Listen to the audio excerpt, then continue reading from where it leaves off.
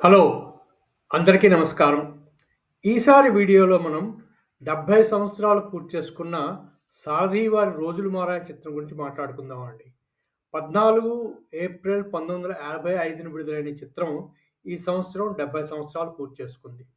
తాపిటి చాణక్య గారి దర్శకత్వంలో 'సారథి films' banner పైన సివిఆర్ ప్రసాద్ గారు, వై. రామకృష్ణ ప్రసాద్ గారు నిర్మించిన చిత్రం అండి 'రోజులు మారాయి.'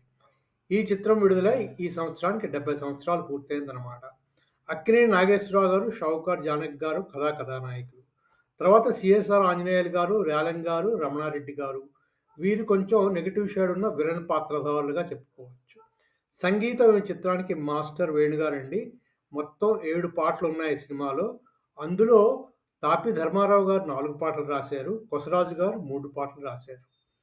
వీటిలో కొసరాజు గారు రాసిన పాట అందరికీ తెలిసిన పాట 'ఎరువాక సాగారోరన్నో చిన్నన్నో' పాట చాలా సూపర్ హిట్ సాంగ్ అండి. ఈ చిత్రానికి ఆ రోజుల్లో ఈ పాట ఒక బ్రహ్మాండమైన హిట్ సాంగ్‌గా నిలిచింది.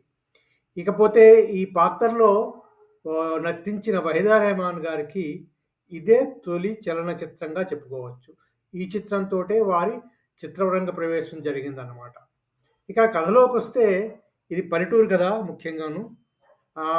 ఉమ్మడి వ్యవసాయం అనేది మూల కథాంశంగా చెప్పుకోవచ్చు ఈ కథలో. జమీందార్ సాగరయ్య సిఎస్ రావు గారు వేశారు ఈ పాత్రని. ఊరి రైతులందరినీ తన చెప్పు కింద పెట్టుకుంటాడనమాట. అతనికి సాంబయ్య అనే ఒక కరణం రమణారెడ్డి గారు వేశారు ఈ పాత్ర. రౌడీ పోలయ్య రేలంగి గారు వేశారు ఈ పాత్ర. వాళ్ళిద్దరూ సహాయకులనమాట.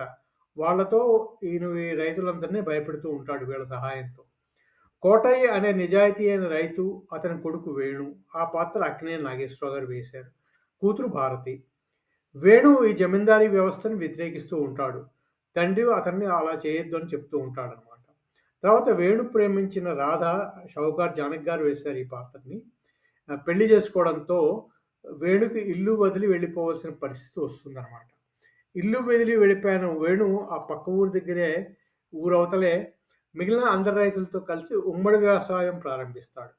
అంటే రైతులందరూ కలిసి వ్యవసాయం చేయడం అనమాట. ఆ రోజుల్లో అది చాలా గొప్ప విషయం. పోతే ఈ జమీందారుకేమో ఇది నచ్చదు. అంచేత అన్నీ వీళ్ళకి అడ్డంగా రావడానికి చాలా పనులు చేస్తూ ఉంటాడనమాట. ఎన్నో అడ్డంకులు క్రియేట్ చేస్తాడు. అయినా కూడా ఈ రైతులందరూ కలిసి ఉమ్మడి వ్యవసాయం చేస్తూ ఉంటారు. ఆ రైతులు పండించిన దీన్ని నీ ఇచ్చేయబోతూ ఉంటే ఆఖరికి కరణం కూడాను, పోలయ్య కూడా జమీందారుని వదిలేసి రైతుల పక్కొస్తారనమాట.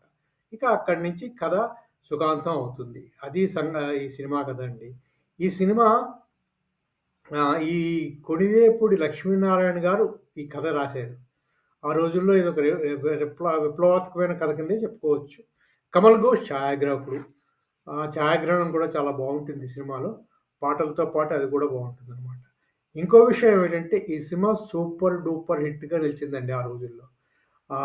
దీనికి ఇంకో కారణం కూడా కావచ్చేమో. అప్పుడే వస్తున్న భూ సంస్కరణలు కూడా ఈ చిత్ర విజయానికి కారణం కావచ్చనుకోవచ్చు. ఇది 23 కేంద్రాల్లో 100 రోజులు ఆడింది. 3 కేంద్రాల్లో రజతోత్సవాలు జరుపుకుంది. అది కూడా పెద్ద విశేషం. ఇదే సినిమాని సారథి స్టూడియోస్ వారే 1956లో తమిళంలో తీశారు. 'కాలం మారిపోచ్చి' అనే పేరు మీద. కానీ అక్కడ నాయికలుగా జమినీ గణేశన్ గారు, అంజలీదేవి గారు నటించారండి తమిళ చిత్రంలో. తర్వాత వహీదా రెహమాన్ గారినే ఆ చిత్రంలో కూడా నటించారు.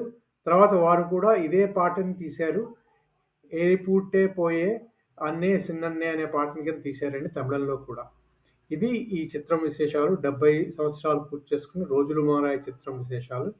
మళ్ళీ ఇంకో వీడియోలో ఇంకో చిత్ర విశేషాలతో కలుసుకుందాం. అంతవరకు సెలవు.